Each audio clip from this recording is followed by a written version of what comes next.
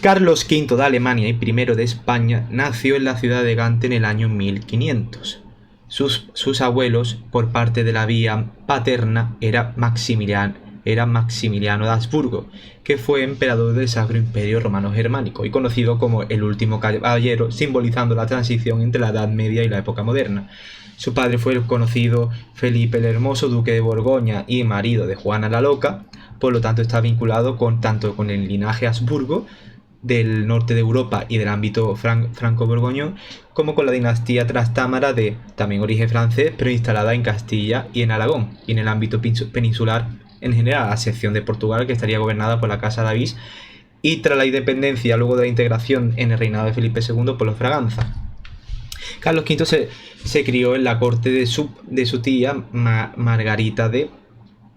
María de Borgoña, Margarita de Borgoña,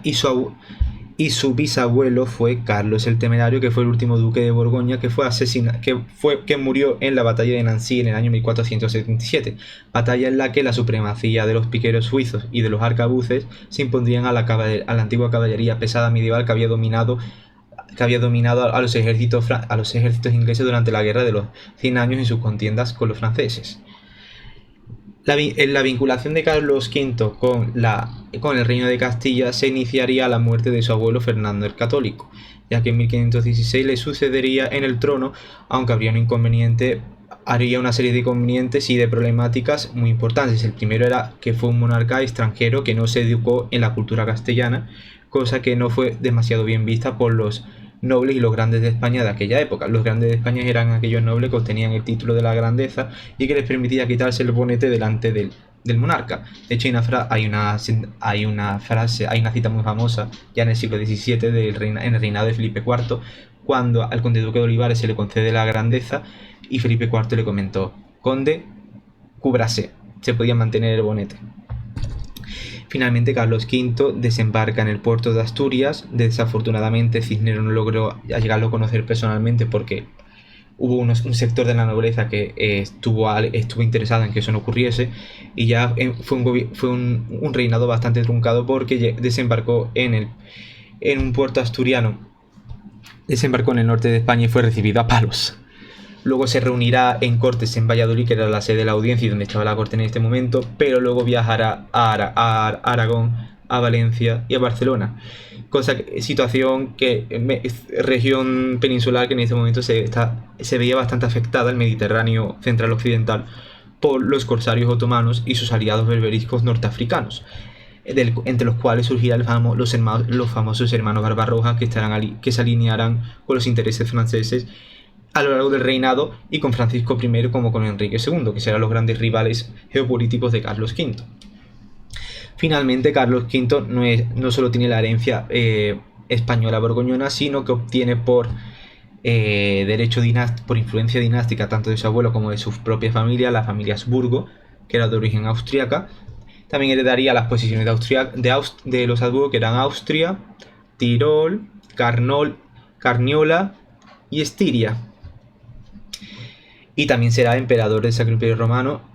aunque antes de ser proclamado emperador, que eso no será hasta el año 1530, tendrá que enfrentarse a Martín Lutero. Lo convocará a Martín Lutero en la Dieta de Worms, en la cual lo obligará a retractarse sobre sus opiniones acerca de la visión que tenía sobre el papel de la Iglesia Católica y su jurisdicción sobre los poderes seculares a los cuales Martín Lutero apoyaba, y que esos poderes también lo apoyaban, encarnados principalmente por el duque de Sajonia, Federico el Sabio. Bueno, Carlos V, además de enfrentarse al inicio de la reforma protestante, que luego se expandirá en Francia y provocará las guerras de religión, y luego se producirá, también brotará en los Países Bajos ya en el reinado de su hijo Felipe II, que será el principal problema de la monarquía católica a lo largo de estos 2 siglos de historia. También tuvo que enfrentarse a la rebelión de la Comunidad de Castilla, del cual hizo un vídeo que dejaré al final de este vídeo, que fue uno de los mejores vídeos del canal. Y también en este momento se está produciendo un hecho muy importante en el continente americano, y es que Hernán Cortés funda la famosa Villa Rica de la Veracruz sin el consentimiento del gobernador Diego Velázquez, por lo cual comete un acto ilegal, aunque al tener ese enorme éxito y haber enviado una suma de oro y de plata bastante importante en sus famosas cartas de relación, libro del cual haré una reseña, libro que recomiendo si queréis conocer la conquista de México, terminaría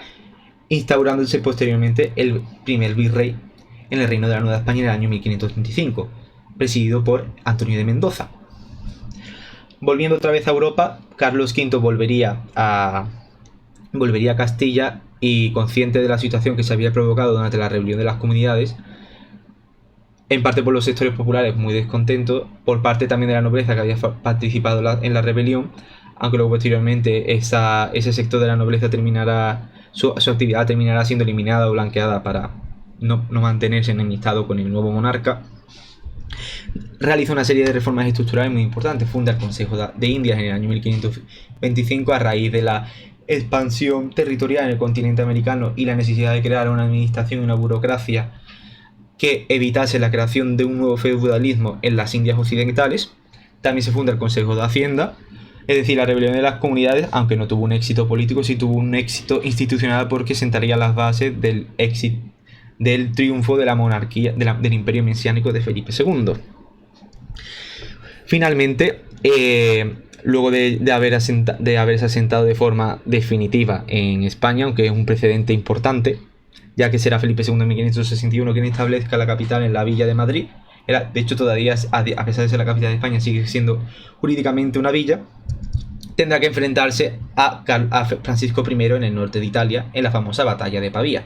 que se produjo en el año 1525, donde el rey francés es capturado y es llevado a Madrid, y también son secuestrados a su hijo y se le obliga a firmar un tratado en el cual sus hijos se casarían con una serie de princesas de la dinastía Habsburgo, pero en secreto Francisco I firmó una cláusula en la que anulaba todas esas condiciones a cambio de su liberación,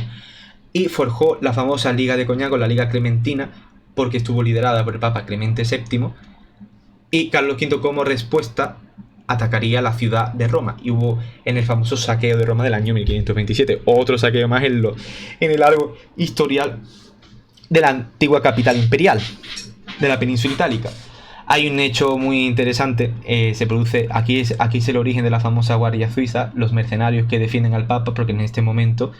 demuestran una enorme valía y mueren todos por defenderlo hasta que fuese trasladado al castillo de San Angelo, que era el antiguo mausoleo de Adriano, que es lo que se convertirá en una fortaleza. Os recomiendo que vayáis porque es un edificio muy interesante y muy extraño. A mí la primera vez que lo vi me llamó muchísimo la atención cuando lo ves en persona. De hecho, ese edificio inspiró a la famosa torre triana de la ciudad de Sevilla, la cual veo prácticamente todos los días. Finalmente, tras este tratado se firma la paz, se firma el Tratado de Barcelona o Tratado de las Dos Damas, porque estuvieron presentes las mujeres tanto del emperador como del rey francés Francisco I. Recordemos que Francisco I es un Anjou, pertenece y tiene que demostrar su legitimidad como una nueva dinastía que acaba de alcanzar el poder en Francia. Ya en reinados anteriores, posteriormente se anexionarán Bretaña, Normandía a través de linajes matrimoniales, pero sobre todo la gran intervención que tendría Francisco I para sabotear los planes de Carlos V y su idea de imperio universal sería, uno, aliarse con el Imperio Otomano y sus corsarios, con el famoso Sulimán el Magnífico, que no solo sería una amenaza en las aguas mediterráneas, sino también en el flanco oriental de las posiciones de Carlos V, ya que Viena sería asediada en 1529 y en 1532, en los cuales los ejércitos otomanos estuvieron a punto de tomar la capital austríaca. Ya años antes la expansión ya era predecible, porque en 1526 había desaparecido el reino de Hungría y solo se había preservado una pequeña parte de Hungría, que fue la Hungría real, territorio que será muy convulso porque en él buena parte de la nobleza se convertirá al luteranismo y posteriormente al calvinismo. ¿Qué pasa entonces con el Sacro Imperio Romano Germánico? El Sacro Imperio Romano Germánico estaba compuesto por aproximadamente unas 700 unidades políticas independientes. El emperador era un título nominal que le concedía, vamos a decir que no le concedía un poder de facto, pero le concedía un enorme prestigio, aunque su legitimidad se había visto reducida con el desarrollo de los reinos-estados nacionales, que empiezan a forjarse a inicios de este siglo XVI. Finalmente, la reforma protestante se sigue expandiendo, sobre todo en el norte. Numerosos nobles se convierten. Uno de los más destacados es el ducado de Alberto de Hohenzollern, que era el antiguo maestre que convirtió los antiguos territorios de la Orden de los Caballeros Teutones, que estaban situados en el este de Europa, en lo que sería la actual Polonia, Letonia. Allí era donde tenían sus esclaves. En el posterior ducado de Prusia y futuro reino de Prusia, en el año 1700, con el Tratado de la Corona, para que los prusianos apoyasen a los Habsburgo en la guerra de sucesión española del siglo XVIII. Finalmente, Carlos V también se enfrenta a una rebelión en Gante, en la que curiosamente Francisco I le permite cruzar Francia con sus ejércitos y reprimirla. Además, curiosamente era en su cuna natal, ya que tampoco estaban satisfechos con que su rey natural estuviera en un reino considerado extranjero e inferior. También existía un conflicto muy importante entre los nobles flamencos y castellanos, porque los nobles flamencos tenían numerosas tierras y propiedades en la frontera con Francia, y por tanto Carlos no le resultaba conveniente entrar en un conflicto innecesario. También porque él era el dueño del Franco Condado, cuya capital era Besançon, y el antiguo ducado de Borgoña, que era básicamente un estado fallido porque se encontraba integrado en el interior del territorio francés. Y como podéis imaginar, las tropas españolas pues no eran demasiado resistidas, aunque posteriormente el reinado de Felipe II asediarían París, y también en el siglo XVII estará a punto de caer el país en manos de los españoles, cosa que jamás pasó, porque la rebelión de los Países Bajos, la guerra de los 80 años, como se conoce en la historiografía, lo impediría, cosa que le fastidiaría mucho a Alejandro Farnesio, del cual hablaremos en el siguiente vídeo. Finalmente, para cerrar su reinado, también se produce en este momento en América la conquista de Perú por parte de Francisco Pizarro y el secuestro de Atahualpa, la muerte de Huáscar y la guerra civil entre los encomenderos peruanos. También se produce un renacimiento legislativo muy importante, porque se firman las leyes nuevas en el año 1542, que se encargan de proteger la situación de los indios encomendados a los colonos españoles, y también se descubre la mina de Zacatecas al norte del Virreinato de Nueva España, en el actual México, y las de Potosí, que actualmente están en Bolivia, pero con los cambios territoriales. Pero en el momento formaba parte del Virreinato del Perú. A día de hoy está en la actual nación boliviana, que es un pedazo de cerro impresionante. Lugar que me gustaría visitar algún día. Luego, en el Sacro Imperio Romano Germánico, se funda la Liga de Esmacalda en el año 1530, que en la década de los 40 le producirá un enorme quebradero de cabeza a Carlos V, y tendrá que enfrentarse en la importantísima batalla de Mielver en el año 1547, donde el duque de Alba, usando sus caballos atravesando un río, haciendo una estrategia espectacular, una de las mejores batallas del siglo, por lo menos de este medio siglo, y terminará reprimiendo a Mauricio de Sajonia, que era uno de los principales líderes, y a Felipe de Hesse, que era también otro de los aristócratas que apoyaban la causa de Martín Lutero, aunque Martín Lutero muriría un año antes de la batalla de Mielke. Martín Lutero murió en el año 1546. También tenemos que hablar del territorio africano, y sobre todo del famoso fracaso de Argelia en el año 1540. El principal objetivo de Carlos V era tener un reino feudo-vasallático, que sería el sultanato de Túnez, en el año que lo ocuparía, designaría a un sultán favorable a sus intereses en el año 1535. Marruecos se conserva Ceuta y Melilla, pero también se produce la batalla de la Prevesa en el año 1537. Y recordemos que los turcos otomanos en este momento, lo vuelvo a repetir, estaban en un periodo de expansión que amenazaba a la cristiandad tanto desde el sur, desde el Mediterráneo, y desde el norte de África en sus bases, sobre todo en el famoso Peñón de Argel, de donde salían los corsarios, y sería Argel el lugar en el que Miguel de Cervantes sería esclavizado y tendría que sobrevivir los famosos baños de Argel, obra que tenéis que leer todo lo que escribió Miguel de Cervantes si queréis comprender realmente la historia de España. No me escuchéis a mí, tenéis que leer a Miguel de Cervantes, sobre todo el Quijote, que es ese libro morado que tengo ahí. Y finalmente, en los últimos años de Carlos V sufría una gota muy importante, porque comía mucho, se movía mucho, y eso le desgastó mucho físicamente. Se puede considerar el último rey medieval con el carácter intrigante, ya que Felipe II sería conocido como el rey del papel, que estaba todo el día encerrado en su despacho. Y otros hechos Para cerrar, los hechos más importantes de su final del reinado sería la firma de la paz de Habsburgo, que garantizaba hasta cierto punto la convivencia confesional en el imperio, pero en la cual no se incluía a los calvinistas, que eran una minoría que luego crecerían exponencialmente, sobre todo gracias al apoyo del Palatinado renano y de Federico V, que sería uno de los causantes del estallido de la Guerra de los 30 años, de la cual hablaremos también. Tenemos muchas ideas en este canal que espero que os guste. Y también hay un suceso muy importante de la vida de Carlos V, que es el ataque de las tropas luteranas en Innsbruck. Innsbruck era una ciudad una ciudad que formaba parte del patrimonio de Carlos V y salió por los pelos.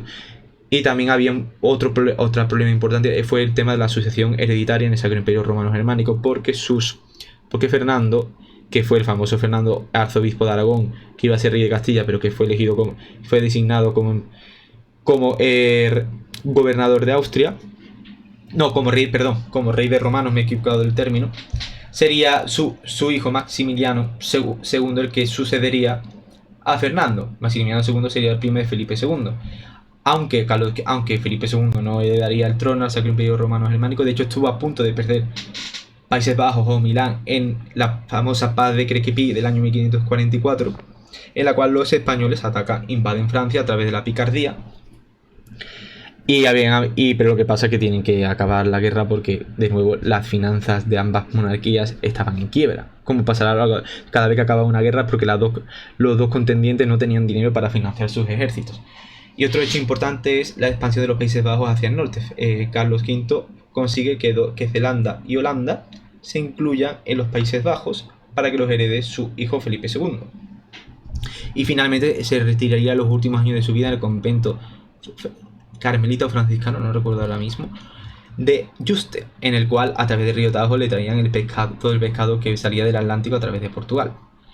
También destacar en la expansión marítima se produce la expedición de Magallanes, la primera circunnavegación al mundo.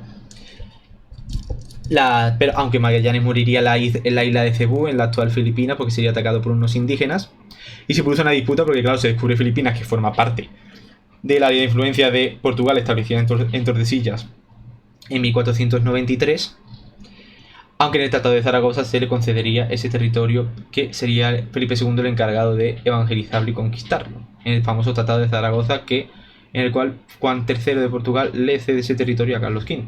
Carlos V, de hecho, se casará con Isabel de Portugal en el año 1525 en la ciudad de Sevilla, en el Alcázar. De hecho, hace poco, no sé si lo veríais, el Tercio de Olivares, una asociación de recreación histórica, hizo una recreación histórica que estuvo muy chula, la verdad, por cierto. Y luego se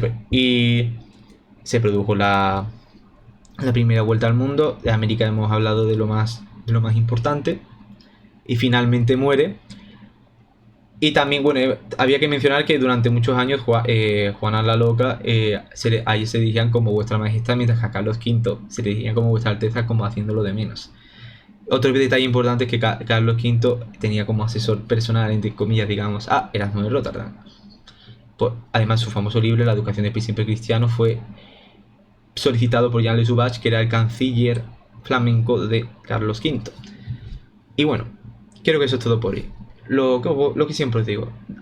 comentar en el vídeo, que eso es lo que más prioriza en el algoritmo. Dale a like y suscribirse. Y nos vemos en el próximo vídeo. Hasta luego.